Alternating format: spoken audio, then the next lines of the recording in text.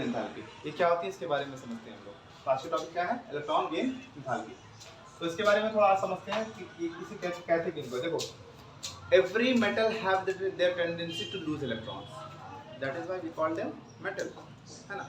But कुछ non metals कैसे होते हैं, मेटल्स नॉन मेटल्स की ऐसी टेंडेंसी होती है वो इलेक्ट्रॉन को गेन करती है, इलेक्ट्रॉन को वो लूज करने की टेंडेंसी उनकी नहीं होती है। इससे पहले मैंने टॉपिक में क्या देखा था आपको, अनशन एंथैल्पी।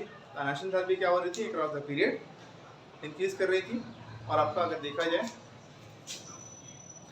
डाउन द ग्रुप जाएंगे तो क्या मिलेगा आपको, नंबर ऑफ शेल्स बढ़ते जाएंगे। नंबर ऑफ शेल्स बढ़ने की वजह से क्या होती है कि आपकी आयनाइजेशन एनर्जी वो घटती जाती है। ठीक है, तो आज की टॉपिक जो दूसरी टॉपिक है वो क्या है आपकी, इलेक्ट्रॉन गेन एंथैल्पी। तो किसी एटम्स की वो टेंडेंसी तो नहीं बोलेंगे, मतलब जो भी एनर्जी हम लोग को एक्सपैंड की रिलीज होती है किसी भी एटम से, किसी इलेक्ट्रॉन को उस एटम में लाने में और उसको नेगेटिव चार्ज बनाने में, दैट इज कॉल्ड, उसकी कहलाती है वो electron gain enthalpy. It is the amount of energy. अगर इसको मैं डिफाइन करूं तो किस तरह से करेंगे, it is defined as the amount of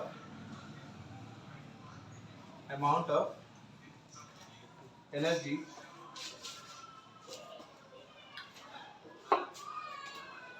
released or liberated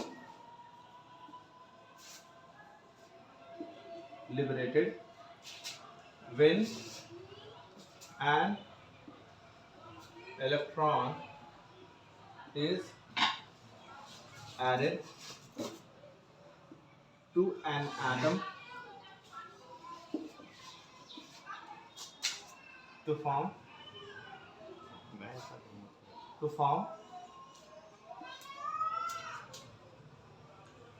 negative charge ion while adding, देख सकते हैं इस चीज को कि while adding electron in an atom energy may be released or absorbed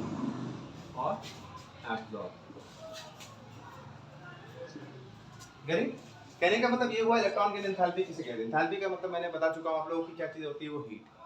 जो भी हीट आप किसी भी मेटल बोल रहा हूं, किसी एटम से अगर हीट को रिलीज कर रहे हो, किसी इलेक्ट्रॉन को उसमें ऐड कर रहे हैं और ऐड करके उसको नेगेटिव चार्ज आयन बनाने में, दैट इज कॉल्ड, उसकी क्या कहला रही है वो, इलेक्ट्रॉन गेन एंथैल्पी कहला रही है। जितनी ज्यादा नेगेटिव वैल्यू होगी किसी भी एटम्स के लिए, अगर तुम्हारी जितनी ज्यादा नेगेटिव वैल्यू होगी इलेक्ट्रॉन गेन एंथैल्पी, उतनी ही अच्छा वो इलेक्ट्रॉन को लेने की टेंडेंसी होगी उसकी।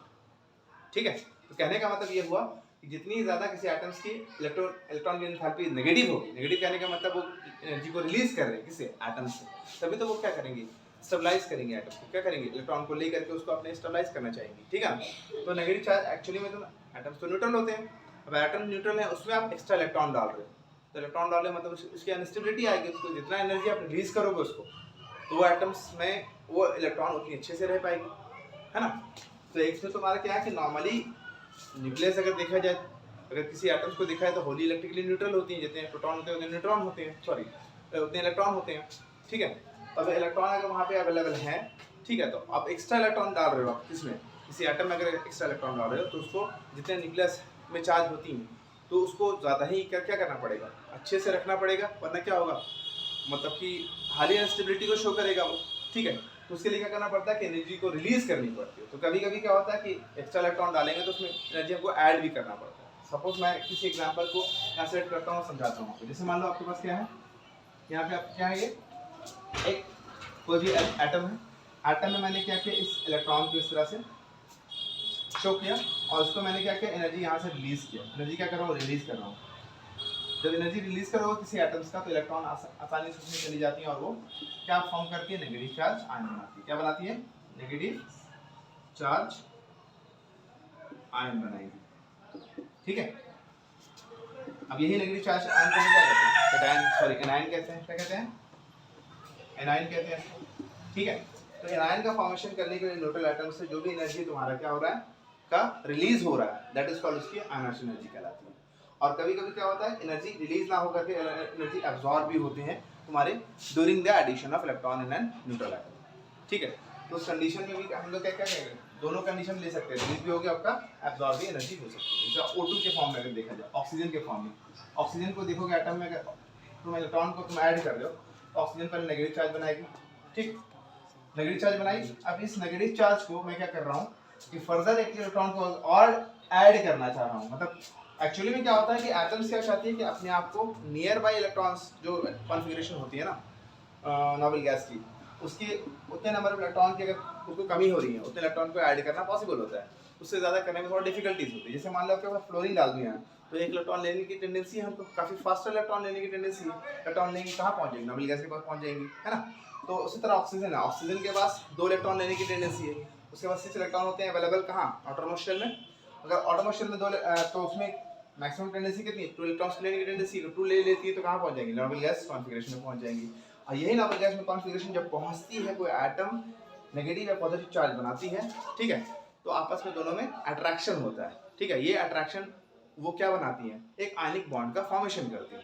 ठीक है, डिपेंड करता है मेटल्स और नॉन मेटल्स के बीच में। ठीक है, अब जैसे मान लो कि यहाँ पे क्या हुआ, ऑक्सीजन आपके पास एक नेगेटिव चार्ज ऑलरेडी था, इसमें आप नेक्स्ट ऐड कर रहे हो इलेक्ट्रॉन, एक और ऐड कर रहे हो O2 नेगेटिव बनाने के लिए, तो फर्स्ट आयनाइजेशन एनर्जी जो भी होता है तुम्हारा, सॉरी फर्स्ट इलेक्ट्रॉन की जो एंथैल्पी होगी आपका, वो क्या होता है, इसका नेगेटिव होता है। लेकिन सेकंड वाले जब देखोगे तो सेकंड में क्या होता है कि इलेक्ट्रॉन इलेक्ट्रॉन के बीच में, तो ऑलरेडी तुम्हारा क्या हो गया, एटम न्यूट्रल थे, इलेक्ट्रॉन ऐड कर दिया, नेगेटिव चार्ज आ गया।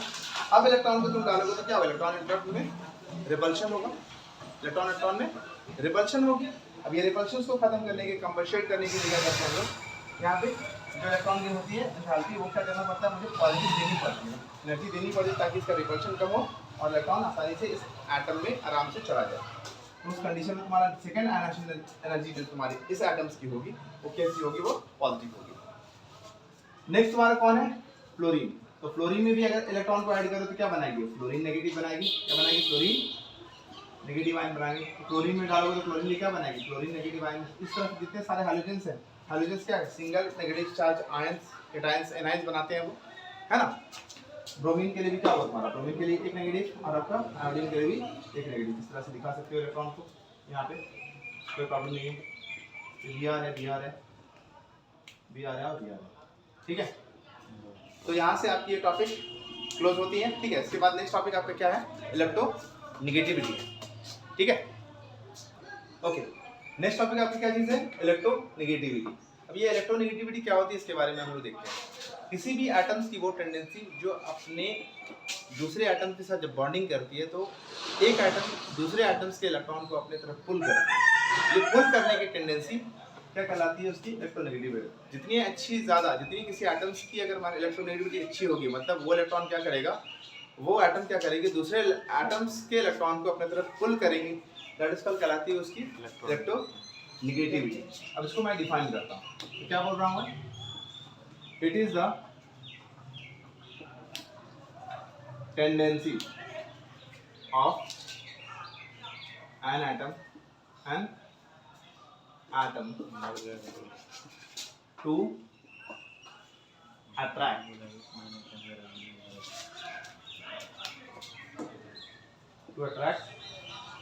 shared pair of electron towards itself in bonding। तो कहने का मतलब ये हुआ, किसी एटम्स की वो टेंडेंसी जो बॉन्डिंग स्टेट में शेयर्ड पेयर ऑफ इलेक्ट्रॉन को अपने तरफ पुल करे, दैट इज कॉल्ड, उसकी कहलाती है वो इलेक्ट्रोनेगेटिविटी कहलाती है। सपोज आपके पास एक कोवेलेंट बॉन्ड का फॉर्मेशन, जैसे मान लो कि आप हाइड्रोजन और क्लोरीन के बीच में बॉन्ड है, या हाइड्रोजन या फ्लोरीन के बीच में इस तरह से बॉन्डिंग है, तो एक बॉन्ड में कितने इलेक्ट्रॉन होते हैं, 2 इलेक्ट्रॉन्स होते हैं, तभी तो वो बॉन्डिंग करती है। तो मैं बोल रहा हूँ कि यहाँ पे देखा जाए पूरे पीरियोडिक टेबल में सबसे अच्छी इलेक्ट्रोनेगेटिविटी होती है जो आपकी फ्लोरीन की होती है, फिर ऑक्सीजन की होती है, फिर नाइट्रोजन की होती है, फिर क्लोरीन की होती है, फिर ब्रोमीन की होती है, फिर आयोडीन की होती है, फिर सल्फर, फिर कार्बन है, ठीक है, फिर फास्फोरस है, फिर आपका H होता है। ठीक है, इस तरह से इतने सारे आप याद रखोगे तो बहुत सारी चीज़ों का आप इसी तरह से डिफाइन करोगे, मैक्सिमम इस चीज़ की यूज होती है यहाँ पे। तो अगर मैं सबसे अच्छा इलेक्ट्रोनेगेटिविटी की बात कर रहा हूँ तो यहाँ देखो क्लोरीन और हाइड्रोजन में काफ़ी ज़्यादा डिफरेंस है ना। यहाँ 4 होती हैं, 3.5 होती हैं, इस तरह से 3.5 फिर होती हैं, 3 है ना, नीचे जाओगे तो तुमको और घटती जाती है, ठीक है। तो अगर मैं बात कर रहा हूँ जिसकी जितनी अच्छी इलेक्ट्रोनेगेटिविटी किसी एटम्स की होती है, वो क्या करेगी, अपनी तरफ इलेक्ट्रॉन को पुल करेंगे। कौन से इलेक्ट्रॉन है, शेयर्ड पेयर ऑफ इलेक्ट्रॉन को अपनी तरफ पुल करेंगे। उसकी वजह से क्या होता है कि इसके तरफ जैसा पुल होना, अभी तो ये शेयर्ड था ना, अब इसके तरफ जैसे इलेक्ट्रॉन की इसके तरफ पुल होगी तो होगा क्या कि इस एटम पे थोड़ा स्लाइटली नेगेटिव चार्ज डेवलप होगा, ठीक है।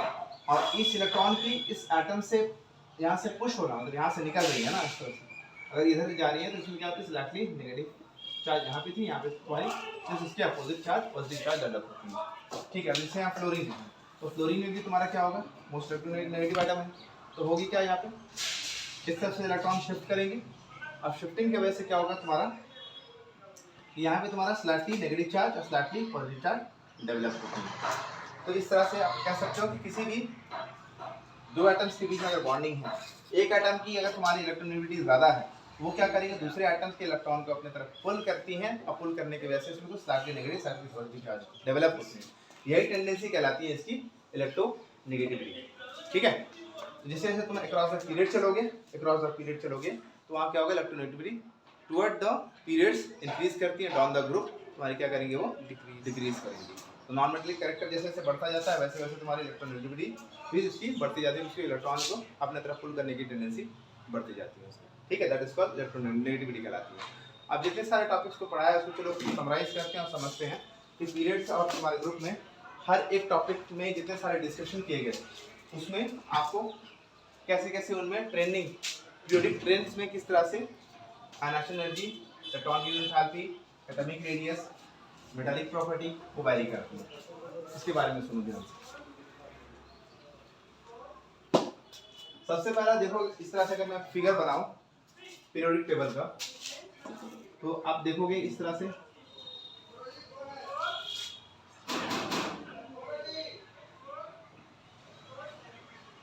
ठीक है। यहाँ पे आपका 6 पीरियड होते हैं, 3, 4, 5 एंड 6, ठीक है। 6 पीरियड्स हो गए। 6 पीरियड में तुम्हारा क्या होगा, यहाँ पे एक और तुम्हारा एलिमेंट जो ऊपर होती हैं, तो इधर भी तुम्हारा क्या होगा, एक एलिमेंट यहाँ होंगी, बाकी इस तरफ से शिफ्टिंग होगी। देखो यहाँ 2 पीरियड्स इसके ऊपर हो गए, और बाकी यहाँ पे 4 पीरियड्स आपके किसके होंगे, डी ब्लॉक के एलिमेंट होंगे, ठीक है। तो यहाँ अगर देखेंगे हम लोग तो यहाँ पे कितने सारे पीरियड्स होते हैं, 1, 2, 3 एंड 4, ये आपके हो गए डी ब्लॉक के लिए जो स्टार्ट होती है 3D से, ठीक है। तो यहाँ पे आपको हो जाएंगे डी ब्लॉक के लिए 3, 4, 5, ये हो जाएगा आपका 6, ये हो जाएगा 7, ये हो जाएगा 8, ये हो जाएगा 9, ये हो जाएगा 10, ये 11, ये 12, ठीक है। टोटल कितने पीरियड्स होते हैं यहाँ पे, 10 पीरियड्स जो आपके 10 ग्रुप्स होते हैं जो कि डी ब्लॉक के एलिमेंट कहलाते हैं। क्या कहलाते हैं ये, डी ब्लॉक। यहाँ पे क्या होंगे आपके, पी ब्लॉक होंगे, पी ब्लॉक, और यहाँ पे होती है आपकी एस ब्लॉक जो कि फर्स्ट एंड सेकेंड ग्रुप में लाई करती हैं वो। यहाँ पे भी कितने होंगे आपके, 2 पीरियड्स होंगे। तो सबसे पहले में कौन आती है, hydrogen, lithium, sodium, potassium, rubidium, caesium, francium. Second में क्या था आपका बताइए, beryllium, magnesium, calcium, strontium, barium and radium. फिर नेक्स्ट में इधर आएंगे तो यहाँ से क्या मिलेगा आपको, बेरिलियम के बाद boron, carbon, nitrogen, oxygen, fluorine, यहाँ पे हो जाएगी नियॉन, ये हो जाएगी आपका हीलियम। हीलियम के बाद कौन आएगी, नियॉन, नियॉन के बाद आर्गन आएगी, आर्गन के बाद कौन आएगी, क्रिप्टन आएगी, जेनन, रेडॉन, ठीक है। फिर यहाँ से मैंने बताया था कि आप लोग एल्यूमिनियम है, गैलियम है, इंडियम है, और आपके थैलियम होंगे। यहाँ पे कार्बन के बाद सिलिकॉन आएंगे, जर्मेनियम, जर्मेनियम के बाद कौन आती है, टीन, लेड। उसके बाद ऊपर चलोगे तो नाइट्रोजन है, फास्फोरस है, फास्फोरस के बाद आएगी कौन, आर्सेनिक, ठीक, आर्सेनिक के बाद एसबी, और उसके बाद आएंगे बिस्मथ, ठीक है। ऑक्सीजन है, ऑक्सीजन के बाद होंगे सल्फर, सेलेनियम, टेलुरियम, पोलोनियम। यहाँ पे क्लोरीन है, क्लोरीन है, ब्रोमीन है, आयोडीन है, एसिटाइन है, ठीक है। इस तरह से यहाँ से चल सकते हो आप, ये स्कैंडियम हो गया, titanium, vanadium, chromium, manganese, ferrous, cobalt, निकल, कॉपर, जिंक। फिर यहाँ से सेकंड पीरियड में बताओगे कोई कौन सी स्टार्ट होती है?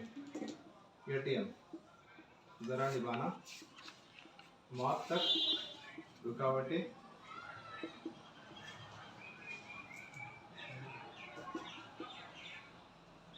सीढ़ी। यहाँ पे देखोगे इसके नीचे आती है आपको कौन? मर्क्यूरी आती है। मर्क्यूरी के नीचे कौन आएंगी? गोल्ड।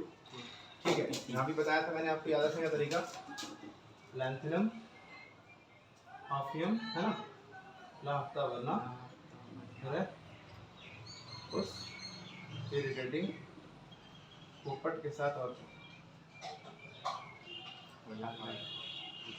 पीटी के बाद कौन सा था तुम्हारा? चलिए ठीक है, अब इसको ट्रेंडिंग को समझाता हूँ। ठीक है, इतना तो क्लियर हो गया ना आपका? सर वहाँ पे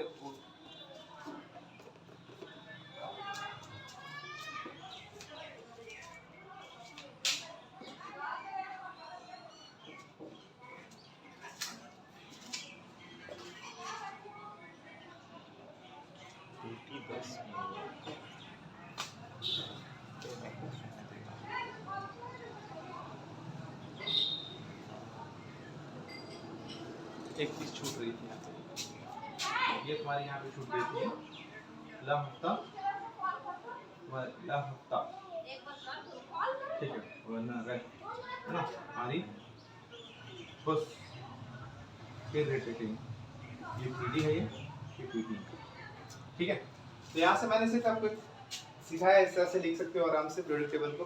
अब इस पीरियोडिक टेबल में कैसे कैसे डिफाइन करेंगे इसके बारे में ध्यान रखिए। हर एक ट्रेंडिंग फिजिकल प्रॉपर्टी जो देखा था मैंने, सबसे पहले क्या देखा था? इनर्शियल एंथैल्पी देखा था, फिर इलेक्ट्रॉन गेन एंथैल्पी देखा, फिर एटॉमिक रेडियस देखा, फिर इलेक्ट्रोनेगेटिविटी देखा। उसके बारे में यहाँ डिस्कस कर लेते हैं सभी एटम्स के लिए। यहाँ पे हीलियम हो गया। हीलियम सबसे पहले कौन सी पीरियड में होती है? फर्स्ट में, सेकंड में, थर्ड में, फिर फोर्थ हो गई, फिफ्थ हो गई, सिक्स्थ हो गई, या सेवंथ हो गई।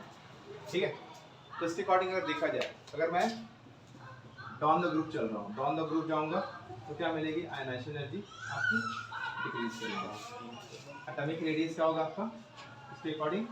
एटॉमिक रेडियस, एटॉमिक रेडियस क्या होगी आपका? वो भी इंक्रीज करेंगी। ठीक है, अगर मैं इलेक्ट्रॉन नेगेटिविटी की बात करूँ तो डाउन द ग्रुप क्या होगा? वो भी डिक्रीज करेंगी। इलेक्ट्रोनेगेटिविटी क्या क्या डिक्रीज होगी? इलेक्ट्रो नेगेटिविटी वो भी क्या करेंगे? डिक्रीज करेंगी। ठीक है, और अगर मैं बात करूँ electron gain enthalpy, electron gain enthalpy भी क्या होगी? बढ़ती जाएगी।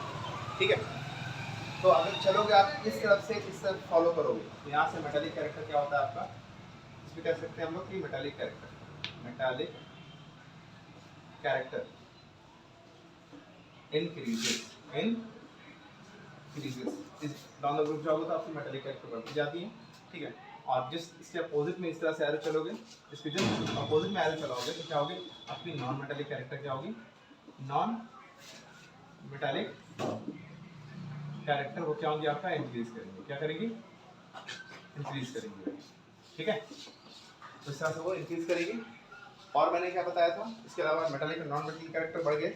उसके बाद देखो यहाँ पे अगर मैं चल रहा हूँ across the period, across the period में देखो क्या होगी कि मैंने बताया था इंट्रोडक्शन ऑफ न्यू शेल नहीं होता है यहाँ पे। तो आयनाइजेशन एनर्जी क्या होगी आपकी?